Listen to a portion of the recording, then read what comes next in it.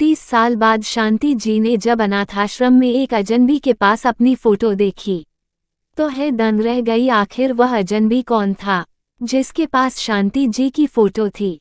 शांति जी की वजह से रोज रोज बेटे और में लड़ाई झगड़े से तंग आकर शांति जी अपने कमरे में गई और अपना बैग उठाया, उसमें थोड़े कपड़े रखकर और दुखी मन से अपने पति की तस्वीर लेकर कहने लगी कि कितनी दुख सहन करके अपने बेटे को पाल पोस कर बड़ा किया था कि मेरे बुढ़ापे का सहारा बनेगा, लेकिन मुझे क्या पता था कि वह मुझे बीच रास्ते में ही ठोकर खाने के लिए छोड़ देगा। आज मेरे बेटे के दिल में मेरे लिए कोई जगह नहीं है और ना ही उसके घर में। आप भी तो मुझे छोड़कर चले गए हैं। और अपने आंखों में आंसू लिए अपने पति की तस्वीर बैग में रख ली। अपनी सहेली को फोन किया जो कि वृद्ध आश्रम में ही रहती थी कि शालू मैं तुम्हारे पास आ रही हूँ और वही वृद्ध आश्रम में ही रहूंगी।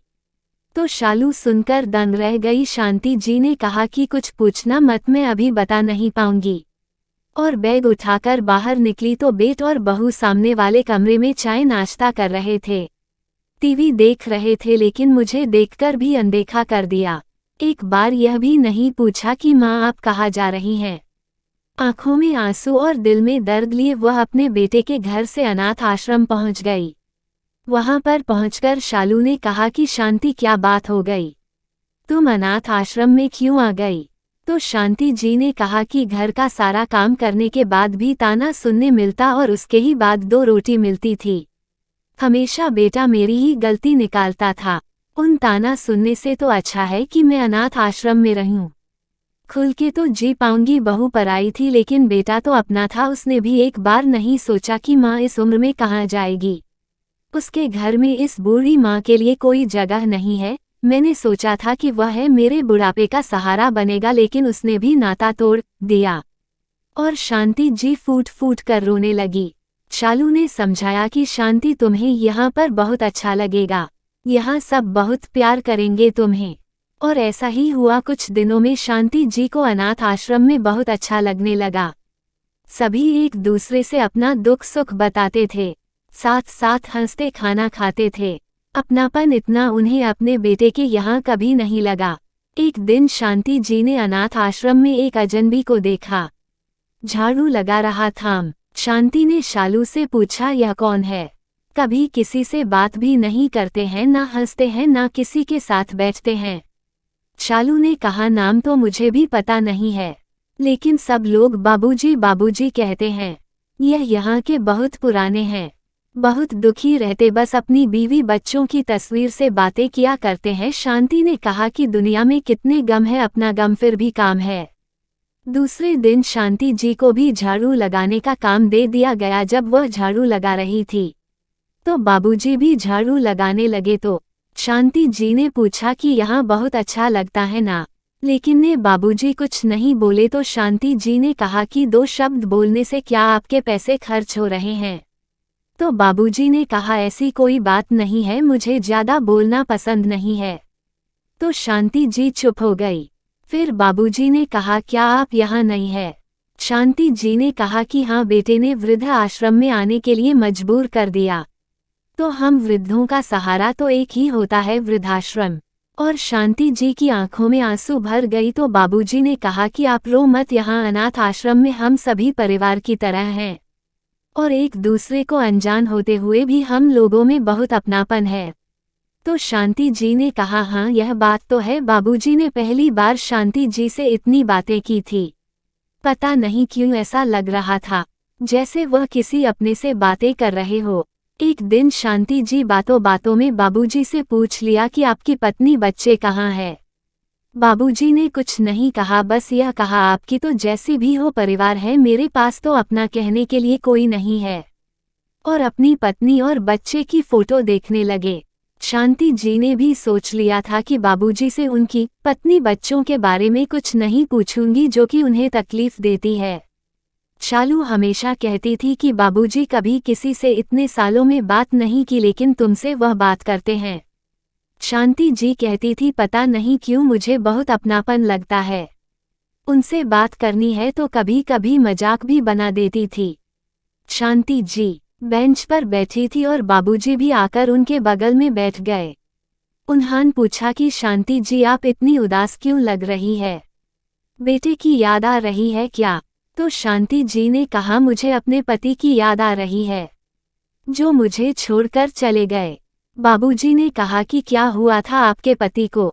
शांति जी ने कहा हमारी शादी को 5 साल हुए थे। मेरे पति बैंक में नौकरी करते थे। हमारा 4 साल का बेटा था। हम अपनी छोटे से परिवार बहुत खुश थे। मेरे पति को घूमने का बहुत शौक था। एक बार उन्होंने कहा कि चलो हम घूमने चलते हैं, लेकिन बेटा छोटे होने की वजह से मैंने मना कर दिया। काश मैं भी उनके साथ चली जाती। मेरे पति अपने दोस्तों के साथ घूमने चले गए, लेकिन रास्ते में ही उनकी गाड़ी खाई में चली गई। जब मुझे पता चला तो मेरी पूरी दुनिया उजड़ गई थी। पुलिस ने बहुत ढूंढा लेकिन किसी का कोई पता नहीं चला। बाबूजी यह सब सुन रहे थे, उनके होश उड़ गए, क्योंकि यह और किसी की नहीं उनकी ही कहानी थी। लेकिन पता नहीं क्यों वह उस टाइम शांति जी से कुछ कह ना सके और अपने कमरे में चले गए। बाबूजी कमरे में पहुंचकर सोचते रहे कि मेरी पत्नी को मेरी वजह से कितनी दुख सहन करना पड़ा है। जब रात में बाबूजी खाना खाने नहीं आए, शांति जी ने पूछा कि बाबूजी ने आज खाना नहीं खाया। किसी ने बताया कि बाबूजी को तो आज बहुत तेज बुखार है। जब शांति जी बाबूजी के कमरे में गई तो बाबूजी बुखार में तड़प रहे थे। शांति जी अनाथ आश्रम के ऑफिस से दवाई लेकर आए, बाबूजी को दे दी। बाबूजी बुखार में बड़बड़ा रहती, शांति मुझे माफ कर दो। लेकिन शांति जी को कुछ समझ में ना आया। जैसे ही वह कमरे से जाने लगी, वैसे ही उन्होंने तकिया के नीचे एक तस्वीर देखी। वह तस्वीर और किसी की नहीं, उनकी और उनके पति रमेश और उनकी के बेटे की थी। उन्हें समझते देर न लगी कि हो ना हो कि मेरे पति रमेश ही हैं। बाबूजी को होश नहीं था। उन्होंने शांति का हाथ पकड़ लिया। जैसे ही बाबूजी ने शांति का हाथ पकड़ा, शांति को अपने पति का एहसास हुआ। उन्हें अभी तक अपने पति की छूने का एहसास था। शांति जी पूरी रात बाबूजी की पानी की पट्टी रखती रही। जब सुबह बाबूजी उठे तो शांति जी बगल में कुर्सी पर सोता हुआ देखा तो हैरान हो गए। उन्होंने कहा कि आप मेरे कमरे में? शांति जी ने कहा कि आज भी सच नहीं कहेंगे, आप मेरे रमेश है। रमेश जी के गले लग गई। बाबूजी ने भी शांति को गले लगा लिया और रोने लगे। दोनों ने एक दूसरे की आंसू पोंछे। शांति जी ने कहा आप कहाँ चले गए थे? रमेश जी ने कहा कि जब मेरी गाड़ी रमेश जी ने कहा कि जब मेरी गाड़ी खाई में चली गई तो सीधी नदी में गिरी। मेरे दोस्तों को तैरना नहीं आता था, केवल मुझे छोड़कर। मुझे बहुत चोट लगी थी, लेकिन फिर भी मैं हिम्मत करके किनारे पर पहुंच गया। फिर मुझे पता नहीं गांव वाले ने मेरा इलाज करवाया। मैं कोमा में चला गया था। महीने बाद जब मुझे आया तो मैं सीधे तुम्हारे पास आया, लेकिन मकान मालिक ने कहा कि वह तो उधर से चली गई, क्योंकि तुमने 2 महीने का किराया नहीं दिया था। तो मकान मालिक ने घर से निकाल दिया। और जब तुम्हारी भैया भाभी के घर गया तो तुम्हारे भैया भाभी ने मना कर दिया कि मुझे पता नहीं कहाँ गई है।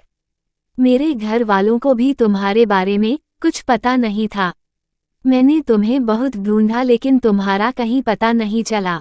मैं तुम्हारी यादों के सहारे जीना शुरू कर दिया। घर वालों ने बहुत कहा दूसरी शादी कर लो, लेकिन मैंने वह घर भी छोड़ दिया कि मैं केवल शांति की यादों के सहारे रहूंगा। बाबूजी ने कहा तुम कहाँ चली गई थी? शांति ने कहा कि जब आपकी कोई खबर नहीं मिली, जब आप मुझे छोड़कर चले गए हैं, उसके बाद मकान मालिक ने भी मुझे घर से निकाल दिया। माँ बाप होते तो वह रख भी लेते। भैया भाभी ने भी मुझे अपने घर में नहीं रखा और तुम्हारे घर वालों ने भी मुझे घर से निकाल दिया कि मेरे बेटे को खा गई। अब मैं एक छोटे से बच्चे को लेकर कहाँ जाती? कभी तो मेरा मन ऐसा करता था कि मैं भी मर जाऊं, लेकिन बेटे को देखकर जीना पड़ा। अपने बेटे को लेकर दूसरे शहर चली गई। वहां पर मजदूरी करने लगी, घर घर काम करके अपना और अपने बेटे का पेट पालने लगी। और आज मेरे बुढ़ापे में बेटे ने भी मुझे दर दर की ठोकर खाने के लिए छोड़ दिया। अब शांति फूट फूट कर रोने लगी। बाबूजी ने शांति के आंसू पोंछे और बोले जितना खराब होना था तो चुका। अब मैं आ गया हूँ। जो पल हम साथ में नहीं जी पाए हैं वह हम अब अपने बुढ़ापे में जिएंगे। मैं हमेशा तुम्हारे साथ रहूंगा अपनी जिंदगी। का आखिरी समय हम साथ साथ जिएंगे। सुबह शांति जी ने अपने बेटे को फ़ोन किया, कहा कि मुझे तुमसे मिलना है। फ़ोन में बगल से बहू की आवाज़ आ रही थी, आपको मिलना है तो मिलने जाइए, लेकिन माँ जी को साथ लेके आने की कोई ज़रूरत नहीं है। यह बात बगल में खड़े बाबूजी को भी सुनाई पड़ी। उन्हें बहुत दुख हुआ कि एक बेटा अपनी माँ के साथ ऐसा कैसे कर सकता है। बहू तो पराई थी, लेकिन बेटा तो खुद का था। दुख कष्ट झेलकर शांति ने अपने बेटे को पाल पोस कर बड़ा किया था, और उसका सिला बेटे ने इस तरह दिया है। शांति जी का बेटा बहू अनाथ आश्रम में आए तो कपिल, उनका पोता, अपनी दादी के गले लग गया। शांति देवी कपिल से मिलकर बहुत खुशी हुई। उन्होंने अपने पोते को बहुत प्यार किया और अपने बेटे से कहा, मैं तुम्हें बहुत धन्यवाद देना चाहती हूँ कि तुम्हारी वजह से मुझे जिंदगी की सबसे बड़ी खुशी मिल गई है। बगल में खड़ी बहू बड़बड़ रही थी कि कहीं माँ को कहीं खजाना तो नहीं मिल गया। शांति जी ने कहा, हाँ, खजाने से भी बढ़कर मुझे मिल गया है। शांति जी ने अब आवाज लगाई, बाबूजी बाबूजी बाहर आओ। बाबूजी निकलकर आ गए तो बेटे ने कहा, यह कौन है माँ? शांति जी ने कहा कि है तुम्हारे पापा है और मेरी सुहाग है, यह मुझे तुम्हारी वजह से मिले हैं। ना तुम मुझे अनाथ आश्रम आने के लिए मजबूर करते, ना ही मैं अपने पति से मिल पाती। शायद भगवान भी यही चाहते थे। बाबूजी ने कहा, बेटा मैं तो तुम्हारे लिए कुछ नहीं कर पाया, लेकिन तुम्हारी माँ ने तो कितनी दुख सहन करके तुम्हें बड़ा किया और इस काबिल बनाया, और तुमने अपनी माँ को छोड़ दिया, जबकि तुम्हारी माँ को तुम्हारी सबसे ज्यादा जरूरत थी।